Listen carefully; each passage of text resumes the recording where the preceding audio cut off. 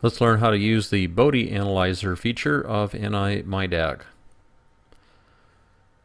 Before we get started here, always bear in mind that the analog outputs that get used for the analyzer are limited to plus minus 10 volts for maximum output and 2 milliamps for maximum current drive. Also, the pair of analog inputs that are used must not be subjected to more than plus or minus 10 volts maximum. Now I have this simple resistor capacitor circuit for purposes of demonstrating the Bode analyzer.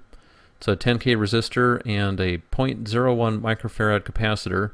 It's arranged as a low-pass filter. It has a corner of 1.59 kilohertz.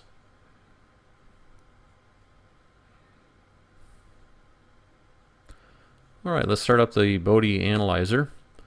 And we see a pair of displays. One is the gain and the other is the phase. Gain defaults to decibels or logarithmic mapping. You can also use linear mapping as well. That's indicated on the left side of the display. Now we need to choose a start frequency for the frequency sweep, an ending frequency, and then a number of values per decade. Decade is a factor of 10 change in frequency. If you have an op-amp based device, you can also choose to invert or not as needed.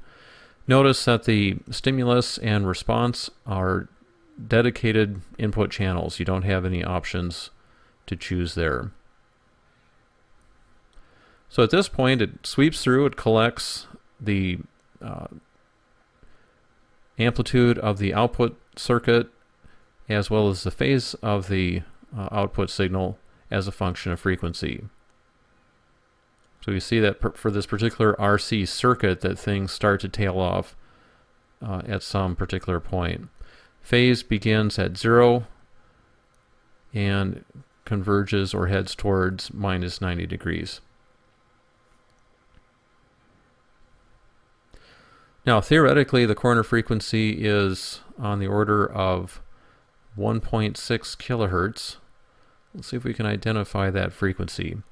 If we turn cursors on, then we get a nice convenient display that appears down in the bottom. It says the gain is this value. And we can also read the phase. Now at this point, we're doing rather low resolution, so it's not easy to pick out that magical number of 0.707 that would correspond to the official definition of corner frequency. If you're familiar with the decibel approach, you know that the 3 dB point, or a drop of 3 decibels, is the alternative thing to look for. So let me try rerunning this with more samples per decade. And clearly you see that it takes longer to make the measurement. So getting more measurement points obviously will have to require more measurement time.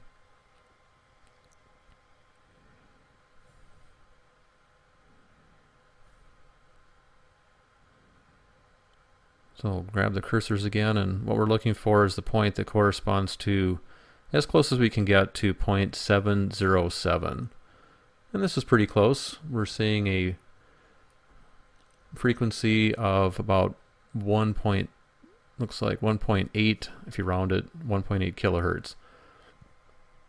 Again, the gain in decibels is reported here. And for those of you that are actually doing what you call Bode plots, you are actually plotting in logarithmic format here using a decibel scale. So that minus 3 dB point is what we're looking for.